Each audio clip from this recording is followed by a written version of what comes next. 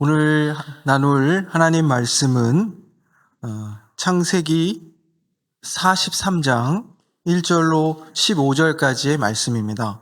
본문이 좀 길지만 이렇게 잘 따라와 주시면서 읽어주시면 감사하겠습니다. 제가 봉독하겠습니다. 그 땅에 기근이 심하고 그들이 애굽에서 가져온 곡식을 다 먹음에 그 아버지가 그들에게 이르시되 다시 가서 우리를 위하여 양식을 조금 사오라.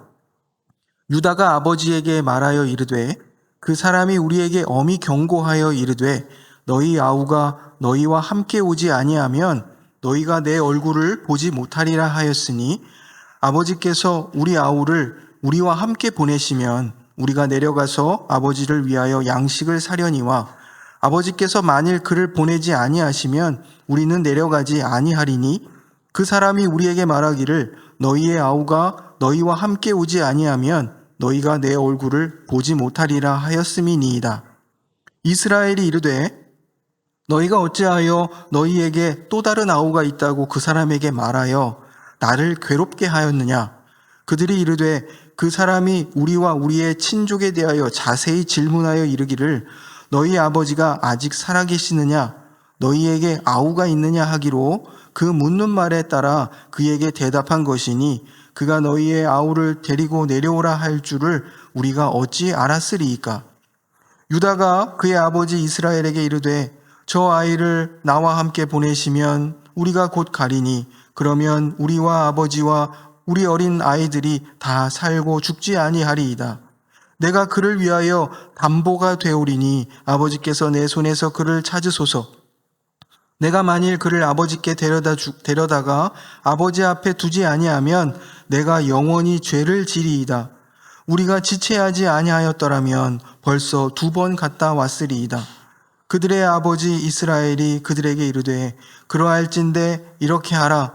너희는 이 땅의 아름다운 소산을 그릇에 담아 가지고 내려가서 그 사람에게 예물로 드릴지니 곧 유향 조금과 꿀 조금과 향품과 모략과 유향나무 열매와 감복숭아이니라. 너희 손에 갑절의 돈을 가지고 너희 자루 아귀에 도로 넣어져 있던 그 돈을 다시 가지고 가라. 혹 잘못이 있었을까 두렵도다. 내 아우도 데리고 떠나 다시 그 사람에게로 가라. 전능하신 하나님께서 그 사람 앞에서 너희에게 은혜를 베푸사 그 사람으로 너희 다른 형제와 베냐민을 돌려보내게 하시기를 원하노라. 내가 자식을 잃게 되면 이르리로다. 그 형제들이 예물을 마련하고 갑절의 돈을 자기들의 손에 가지고 베냐민을 데리고 애굽에 내려가서 요셉 앞에 서니라. 아멘. 예.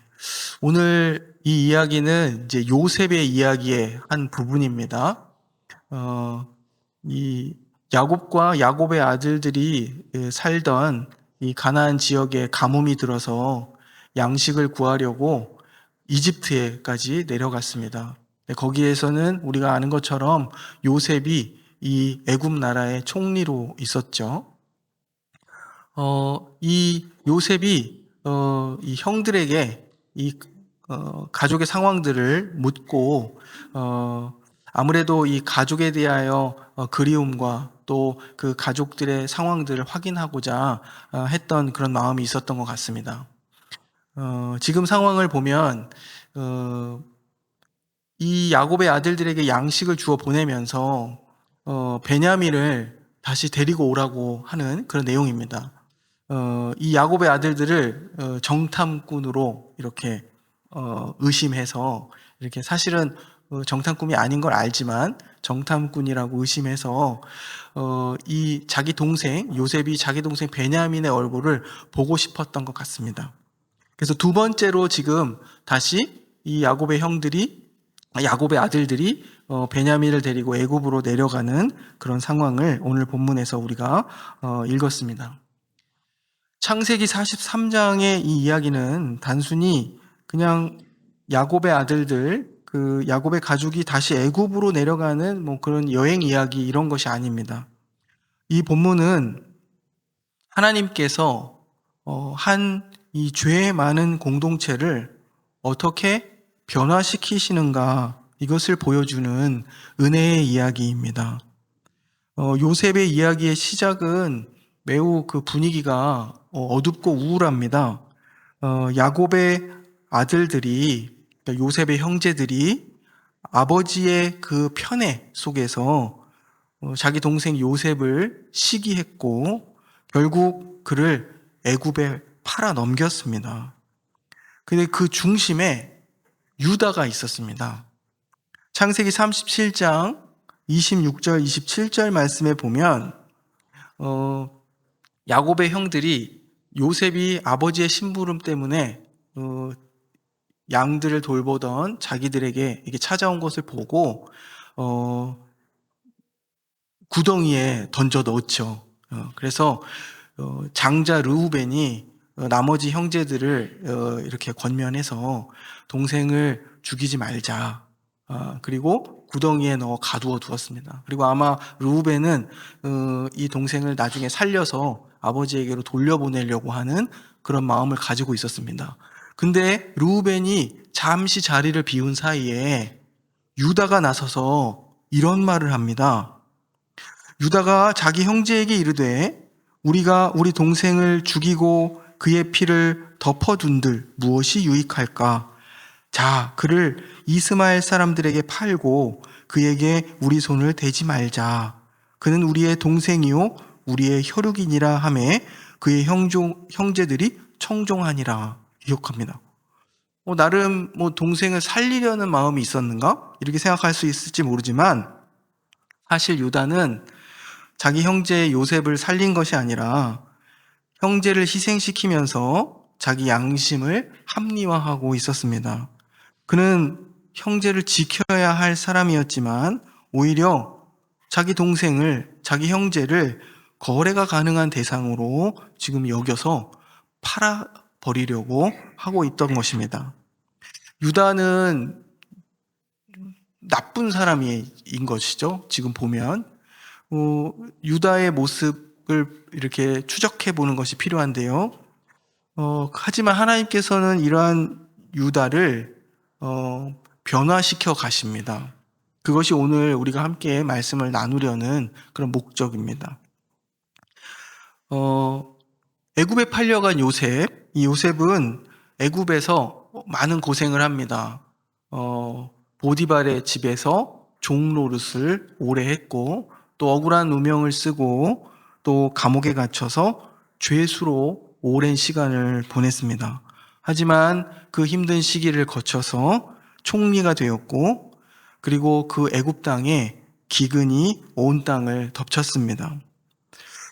야곱의 가족들에게도 이 기근이 큰 영향을 미쳐서 양식을 얻기 위해 이 요셉이 총리로 있는 애굽으로 내려가야 했습니다. 그런데 형제들은 애굽의 총리가 자신들이 팔아넘긴 요셉이라는 사실을 알지 못했습니다. 요셉은 형제들을 금방 알아봤지만 형제들은 요셉을 알아보지 못했습니다.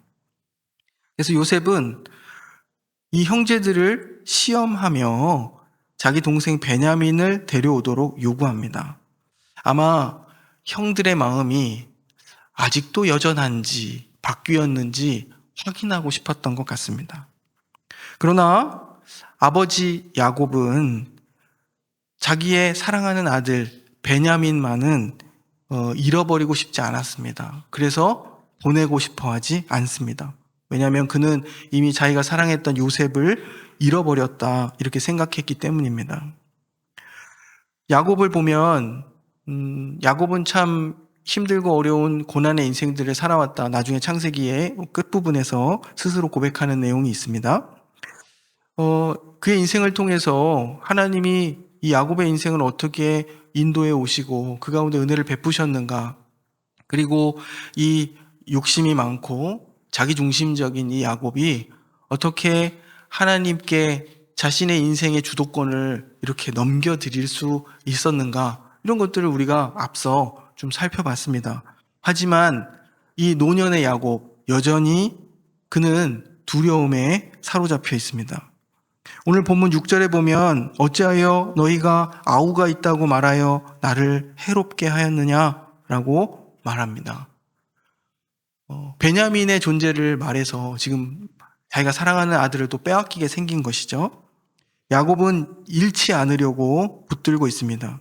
그는 하나님의 약속을 받은 사람이지만 여전히 자기의 손으로 삶을 통제하려고 하고 있습니다. 또 요셉의 형제들도 여전히 자유롭지 않습니다. 그들은 과거의 죄책감 속에서 움츠러들어 있습니다. 그런데 이 가운데 유다가 등장합니다. 앞서 유다는 어떤 사람이었습니까? 동생을 저 애굽에 팔아버리자고 말했던 그런 사람입니다.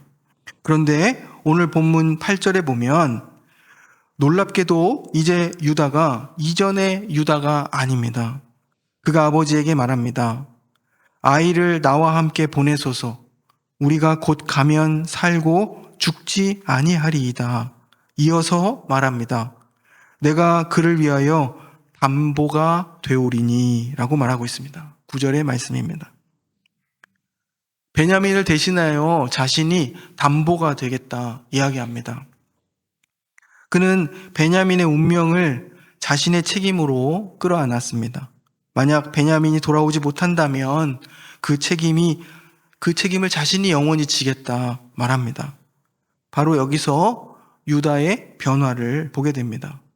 과거의 유다는 형제를 희생시켜서 자신을 살리려 했습니다. 그러나 이제 그는 자신을 희생하여 형제를 살리려 합니다. 이 변화는 다음 장 창세기 44장의 절정에 이릅니다. 베냐민이 이제 요셉 앞에 동생을 데려갔습니다. 그런데 아니나 다를까 요셉이 베냐민을 자기와 가까이 두고 또 동생과 시간을 보내고 싶어서 이렇게 붙잡습니다. 그럴 때에 유다가 말합니다. 자신이 대신 종이 되겠다고 말합니다.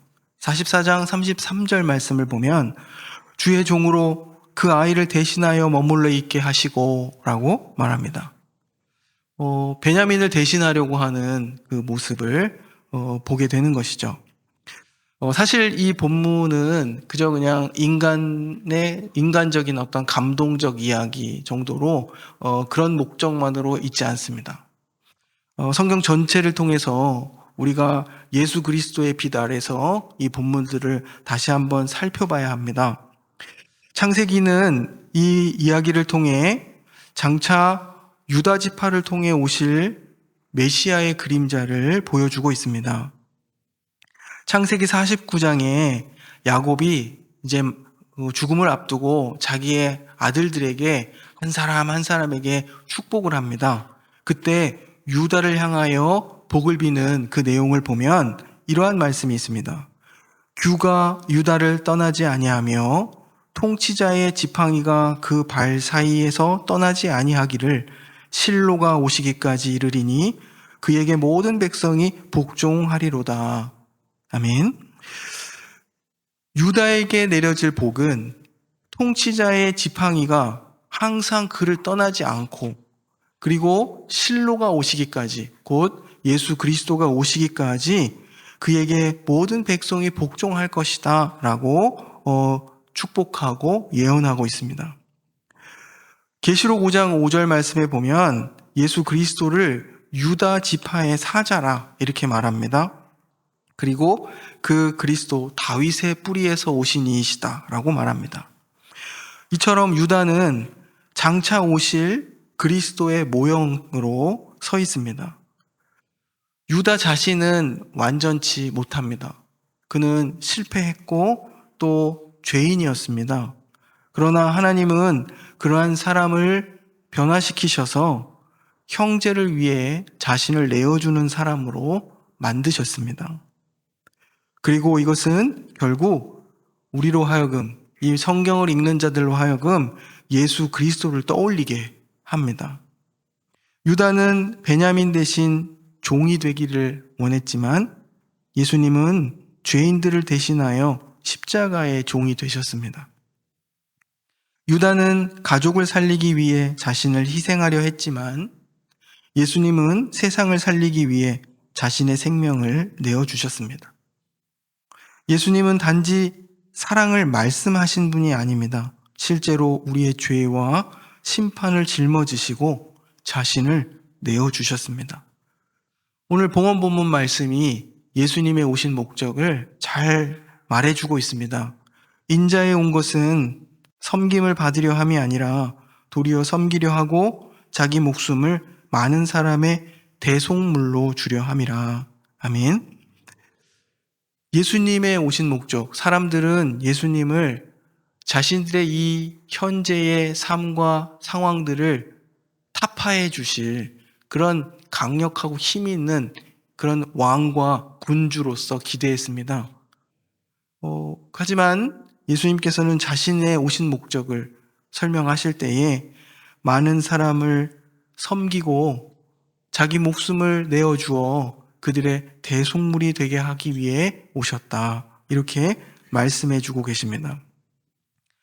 사실은 제가 오늘 말씀을 보기에 앞서서 요한일서 3장 16절 말씀을 잠깐 보려고 했습니다. 제가 그 말씀을 잠깐 읽어드리겠습니다. 요한일서 3장 16절 말씀입니다. 성경을 가지고 계신 분들은 한번 열어서 한번 보시면 좋겠습니다.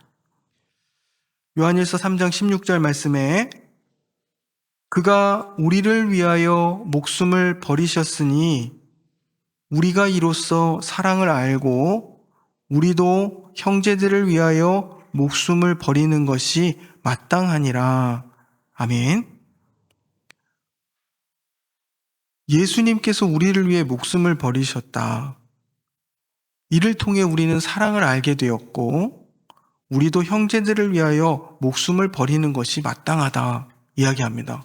도대체 어떤 상황 속에서 사도 요한이 이 말씀을 주고 있는지, 형제를 위해 목숨을 내놓으라고 하면 좀 당황스럽잖아요. 갑자기 형제를 위해 목숨을 내놓아라 이렇게 하면 다들 기꺼이 내어놓으시겠습니까? 이 사도 요한의 상황, 요한일서가 또 요한복음이 기록되었던 그 시절을 보면 신앙에 대한 오해들이 있었습니다. 그 오해와 신앙의 왜곡에 대하여 참된 신앙이 무엇인지를 사도 요한이 말하는 가운데 이 말씀을 우리에게 주고 있습니다. 그 당시에 어떤 오해가 있었냐면 신앙을 그저 영적인 지식을 많이 갖고 깨닫는 것으로 생각하는 사람들이 있었습니다. 참된 신앙은 예수 그리스도의 십자가의 죽음, 그 복음을 바르게 깨달아 알고 그 복음의 의미를 아는 자들이 하나님의 사랑, 그리스도의 사랑을 잘 알아서 나의 형제와 이웃들을 사랑하며 살아가는 것인데, 이 일부의 사람들이 그냥 영적 지식들, 신비, 그런 단순한 어떤 신앙적 본인들이 생각하는 주장들을 가지고 그것이 신앙이다 이렇게 말하면서 떨어져 나간 그런 사람들이 있었습니다. 지금으로 이야기하면 이단인 것이죠. 떨어져 나갔으니까. 그런데 이들의 특징이 뭐냐면 사랑이 없는 것입니다.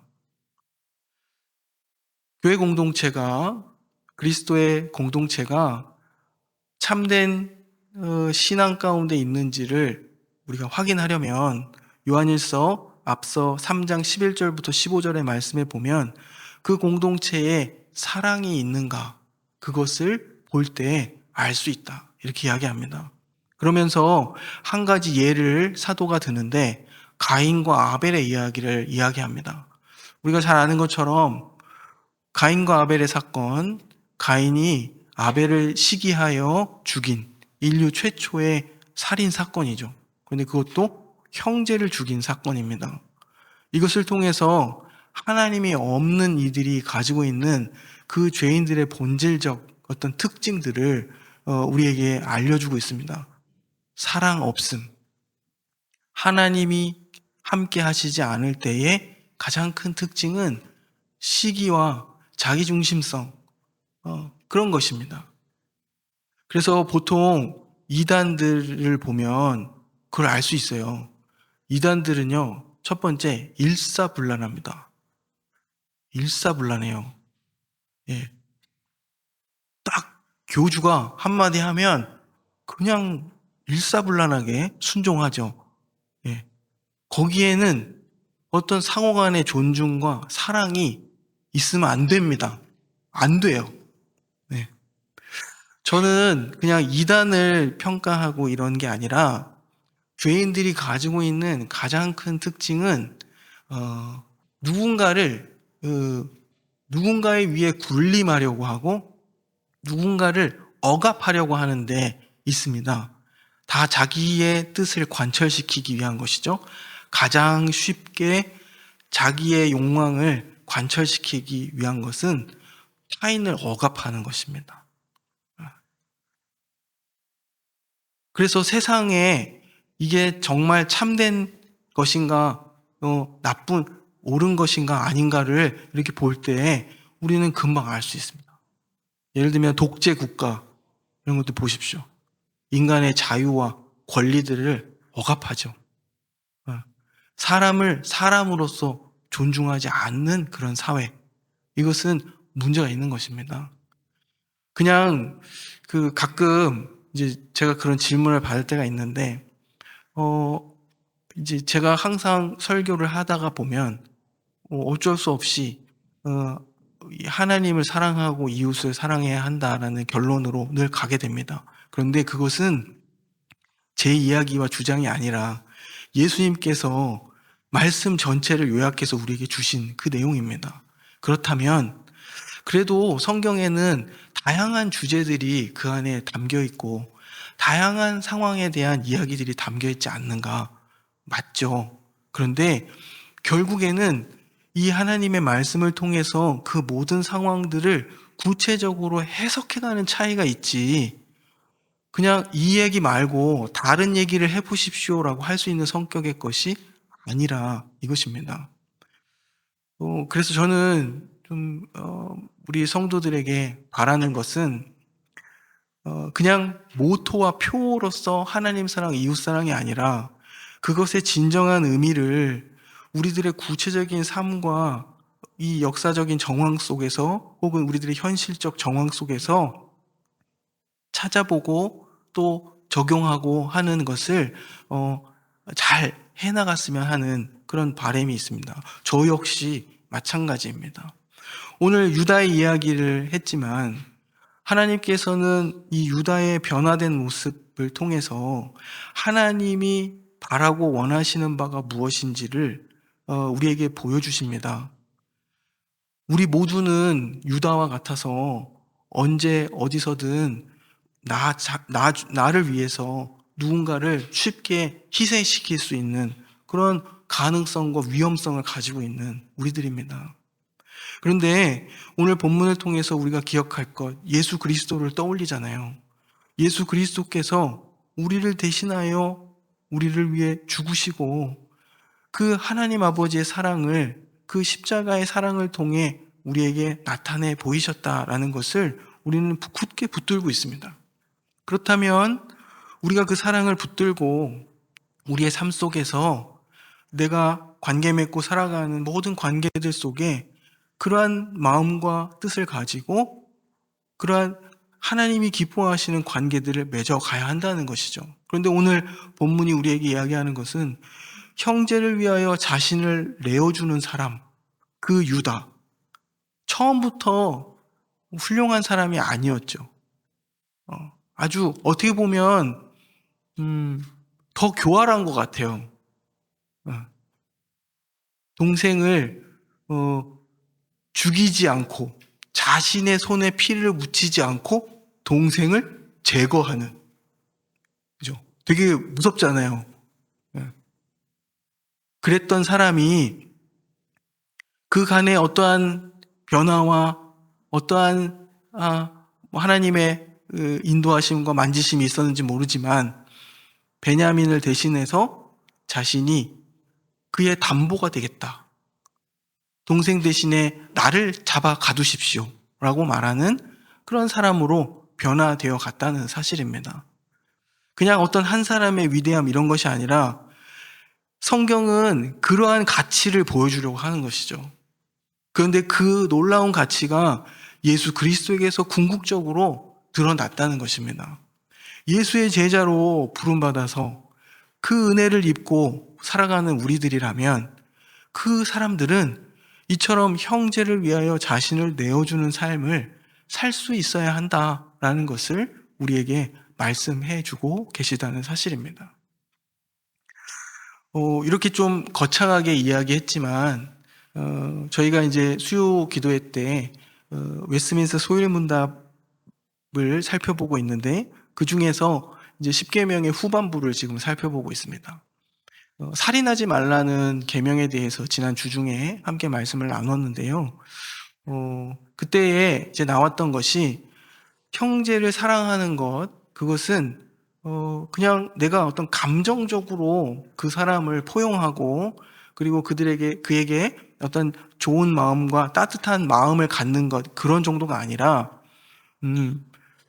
그것이 쉽지 않지만 내가 다른 사람을 생각해서 말 한마디를 해도 따뜻하게 상처가 되지 않는 말을 하는 것, 또 어떤 행동을 해도 그 사람을 생각해서 친절하게 행동하는 것, 사실은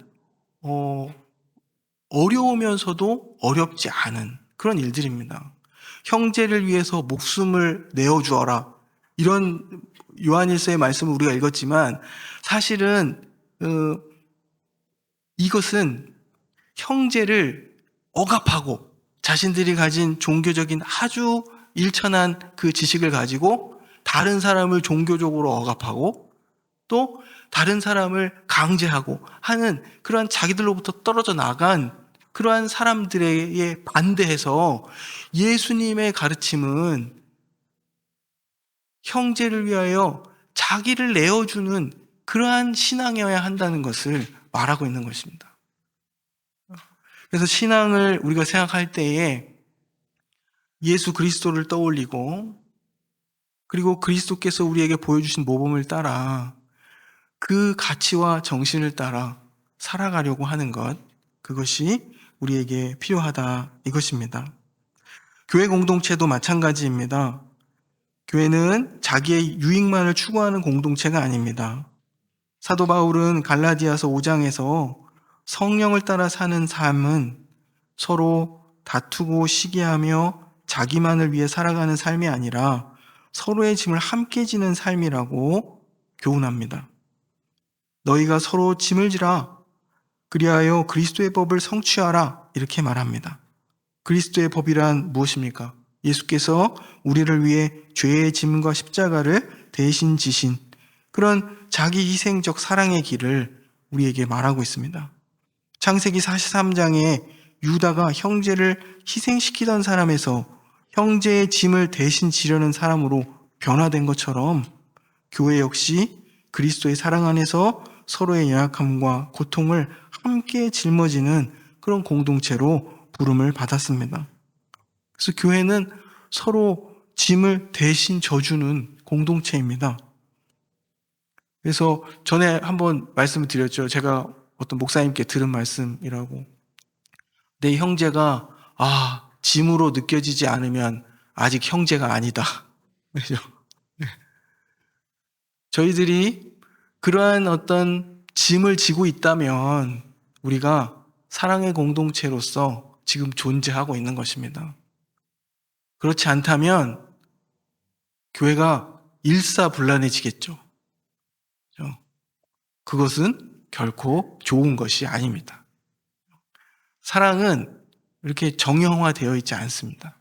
그래서 우리가 성령께서 우리에게 주시는 그 자유로운 은혜 가운데에서 서로를 참 다양한 방식으로 또 다양한 상황에 맞게 섬기고 또 사랑하고 서로의 짐을 지는 그런 공동체가 되어가기를 주님의 이름으로 소망합니다. 기도하겠습니다. 자비로우신 하나님 아버지, 형제를 팔던 유다를 변화시키셔서 형제를 위해 자신을 내어주는 사람으로 만드신 은혜를 감사드립니다. 우리 안에 있는 두려움, 또 자기 중심성, 이기심을 주님께서 변화시켜 주옵소서. 예수 그리스도의 그 십자가의 사랑을 따라 서로의 짐을 대신 져주며 살아가는 성도들과 교회가 되게 하옵소서. 우리의 삶을 통해 그리스도의 사랑, 그 복음이 드러나게 하시고 세상을 살리는 공동체로 사용하여 주옵소서. 우리를 대신하여 대속의 제물이 되신 예수 그리스도의 이름으로 기도드립니다. 아멘.